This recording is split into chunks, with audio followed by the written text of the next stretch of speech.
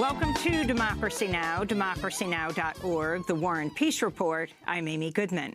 President Trump has signed into law the Republican tax plan, which will shower billions of dollars of tax cuts upon the rich and major corporations while ending a central pillar of President Obama's signature health care law. So what's happening is we're going to sign this. This is a little picture of it. It fits nicely in the box, and I consider this very much a bill for the middle class and a bill for jobs. And jobs are produced through companies and corporations, and you see that happening. Corporations are literally going wild over this, I think even beyond my expectations, so far beyond my expectations. That was President Trump signing the legislation into law Friday in the Oval Office. He's expected to personally benefit from a tax cut of up to $15 million a year. After signing the legislation, Trump traveled to his ritzy Mar-a-Lago resort in Florida, where he reportedly told his friends dining at the expensive private club, quote, "You all just got a lot richer," in reference to the tax law. The initiation fees for Mar-a-Lago cost $200,000, and annual dues cost $14,000. Experts say the $1.5 billion tax cut will overwhelmingly benefit big corporations, multimillionaires, private equity managers, and President Trump and his family, while hurting the elderly, low-income families, immigrants, people buying health insurance in the island of Puerto Rico. The legislation will also repeal the Affordable Care Act's individual mandate, which experts say will cause health insurance premiums to skyrocket. The bill also opens up drilling in the Arctic National Wildlife Refuge. A recent NBC News Wall Street Journal poll found only 21% of Americans thinks the tax plan is a good idea. Its passage has sparked protests on Capitol Hill and in Los Angeles, where a psychologist named Robert Strong said he hand-delivered a gift-wrapped package filled with horse manure to the home of Treasury Secretary Steve Mnuchin on Sunday night, Christmas Eve, in order to protest the tax plan. I didn't send it, I hand-delivered it. This new tax law that's going to kick millions of people off of health care and ultimately going to give the corporations tons of money at the expense of the average working poor family. I felt like I needed to do something that was equally absurd. That was Los Angeles psychologist Robert Strong. The tax cut will be $1.5 trillion.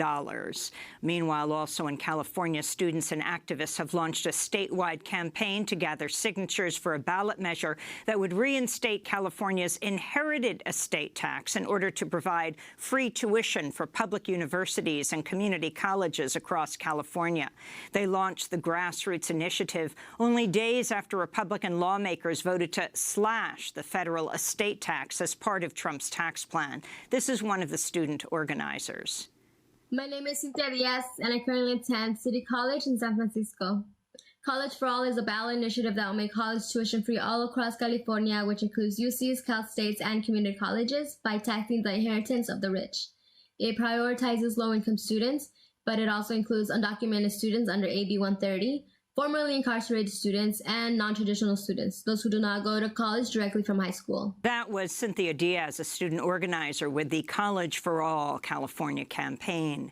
The New York Times reports President Trump made derogatory and false claims about a number of different immigrant groups during an Oval Office meeting in June. Trump reportedly fumed about Haitians who had received U.S. visas, falsely claiming they all have AIDS. He also complained about Nigerians who had received visas, saying after they came to the U.S. they would never go back to their huts in Africa. Trump also called Afghanistan a terrorist haven. The White House has denied Trump made the derogatory statements. In Seattle, Washington, a federal judge has partially lifted President Trump's latest travel ban after the ACLU and the Jewish Family Service argued the ban causes irreparable harm and prevents people from majority Muslim countries from reuniting with family members living in the United States. The ruling by Judge James Robart came only one day after a three-judge appeals panel also ruled the latest version of the ban is in violation of federal law. The latest ban prohibits the entry of most citizens of Iran, Libya, Syria, Yemen, Somalia, Chad, and North Korea, along with some groups of people from Venezuela.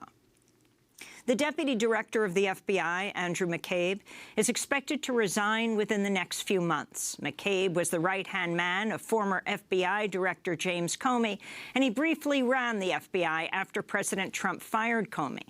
McCabe has now faced months of escalating pressure and attacks from Republican lawmakers. Unnamed sources have told The Washington Post McCabe plans to retire as soon as he's eligible for full pension benefits. Over the weekend, President Trump took to Twitter repeatedly criticizing McCabe in a tweet storm that experts say could constitute witness intimidation. McCabe may be called as a witness in special counsel Robert Mueller's ongoing investigation into whether the Trump campaign colluded with Russia and whether Trump committed obstruction of justice by firing former FBI Director James Comey. Richard Painter, who serves as chief White House ethics lawyer for President George W. Bush, tweeted, "Using Twitter on Christmas Eve to intimidate a witness, McCabe, in a criminal investigation is not a very Christian way to celebrate the holiday, but it does make Mr. Mueller's job easier, and that's a nice thing to do. Merry Christmas," Painter tweeted.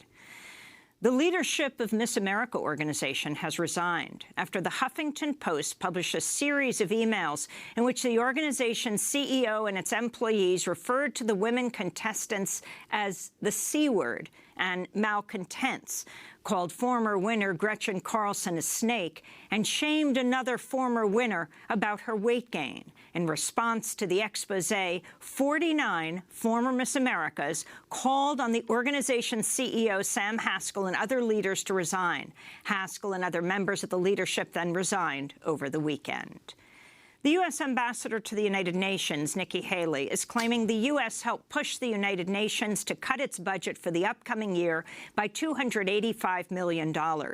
Haley's statement on Sunday came only days after President Trump threatened to cut off funding to countries if they voted against the United States' decision to recognize Jerusalem as the capital of Israel. Despite Trump's threats, the UN General Assembly voted overwhelmingly against the U.S. last week. In Yemen, residents say U.S.-backed Saudi-led airstrikes killed more than 70 civilians in a 48-hour period this weekend. The residents say the bombing killed women and children in the capital, Sana'a, and flattened buildings in other residential neighborhoods. Airstrikes also reportedly injured civilians attending a demonstration against President Trump's decision to recognize Jerusalem as Israel's capital. In Afghanistan, a suicide bombing in the capital, Kabul, killed at least 10 people Monday. ISIS has claimed responsibility for the blast, which occurred near an office of the National Directorate of Security. Human Rights Watch says the Syrian government and Russia have escalated their bombing campaign against eastern Ghouta, a suburb of the capital, Damascus. The rebel-held area has been besieged by the Syrian government since 2013. There are currently 400,000 people living in the besieged region, where supplies of food, water, and medicine are in short supply. Protests have erupted in Peru after the president, Pedro Pablo Kuczynski, pardoned former President Alberto Fujimori, who was imprisoned for crimes including ordering massacres by death squads in the 1990s. He's now been released from prison. Many saw the pardon as a quid pro quo. Only days earlier, lawmakers aligned with Fujimori helped the current president, an ex-Wall Street banker, avoid being impeached on corruption charges. This is a protester speaking from a demonstration in Peru's capital, Lima, on Monday. We are demanding Peruvian President Pedro Pablo Kuczynski's resignation and the reconviction again of this practitioner of genocide, Alberto Fujimori. Everyone in the Fujimoris and Aprista, the American Popular Revolutionary Alliance groups, really everyone in Congress, the Peruvian people are within all their rights to unite in a national insurgency. In the Philippines, more than 200 people have died after Typhoon Tendin hit the southern region of Mindanao Friday. The tropical storm caused landslides and widespread widespread flooding. At least 100 more people are still missing, and more than 50,000 people spent Christmas in mandatory evacuation camps. The storm is now heading to Vietnam, where thousands have evacuated. In more news from the Philippines, at least 37 people have died in a fire at a shopping mall in the southern city of Davao. All 37 were workers at a call center that was based inside the mall. Unions say the fatalities were caused by a failure to enforce labor laws, including workplace safety inspections. In the disputed territory of Kashmir, Indian troops have killed a man they claim was the commander of a Pakistan-based militant group. The news of the killing sparked protests in which at least 6 protesters were injured by Indian soldiers firing tear gas and pellet guns. This year has been the deadliest year in a decade in Kashmir, with at least 350 people killed amidst India's military offensive dubbed Operation All Out. Back in the United States, in Texas, police shot and killed a 6-year-old child only days before Christmas. The boy, Cameron Prescott, was killed when a stray bullet shot by a sheriff's deputy tore through the wall of his family's mobile home in a small city outside San Antonio. The sheriff says the officers were at the mobile home park after receiving a call about a stolen vehicle. Their deputies encountered a suspect, a 30-year-old woman, and opened fire, killing her and the 6-year-old boy. The woman was unarmed except for a small pipe. The sheriff calls the killing of the child a tragic accident, but claims the deputies follow departmental policies. The Washington Post database says at least 952 people have been killed by police so far this year in the United States. In New York City, 27-year-old activist Erica Garner is in a coma after suffering a heart attack. Erica Garner is a nationally recognized anti-police brutality activist who's helped lead the struggle for justice for her father, Eric Garner, who was killed when police officers in Staten Island wrestled him to the ground, pinned him down, and applied a fatal chokehold in 2014. His final words, "I can't breathe," 11 times. Erica's mother says her daughter was hospitalized on Saturday after an asthma-induced heart attack. This is Erica Garner speaking on Democracy Now! Last year. I've protested, I've spoke on panels, I traveled across this nation, I exhaust all avenues. I even endorsed Bernie Sanders to get my message out. And it's like, we keep having a conversation. I exhausted for 2 years, and you know, how much talking do we need to have? The Black Lives Matter movement been very compassionate, patient, and basically begging the nation. You know, we are under attack as Black people. We are being gunned down every day, and these officers not being held accountable. And no charges, from Tamir Rice to my dad to Freddie Gray, you know, has been. That's Erica Garner speaking on Democracy Now! Last year. She's currently in a medically induced coma after suffering an asthma-induced heart attack. She gave birth a few months before. Photographer Don Hogan Charles has died at the age of 79. He's most famous for his photographs of the civil rights movement, including the iconic image of Malcolm X holding a rifle while peering out of the window of his home in Queens, New York. Charles was the first African-American photographer hired by the New York Times. He died earlier this month in East Harlem. And Christians around the world celebrated Christmas this weekend. On Sunday night, Pope Francis called for peace in Jerusalem and a two-state solution to the Israeli-Palestinian conflict during his Christmas Eve Mass. On this festive day, let us ask the Lord for peace for Jerusalem and for all the Holy Land. Let us pray that the will to resume dialogue may prevail between the parties and that a negotiated solution can finally be reached, one that would allow the peaceful coexistence of two states within mutually agreed and internationally recognized borders. Pope Francis's call comes amidst ongoing protests across the Israeli-occupied Palestinian territories after President Trump announced the U.S. would recognize Jerusalem as Israel's capital and move the U.S. embassy there. An Israeli military crackdown against the ongoing protests has killed at least 12 Palestinians so far.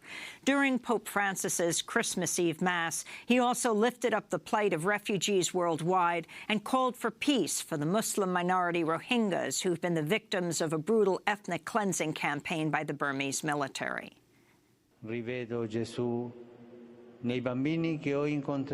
I see Jesus again in the children I met during my recent visit to Burma and Bangladesh, and it is my hope that the international community will not cease to work to ensure that the dignity of the minority groups present in the region is adequately protected.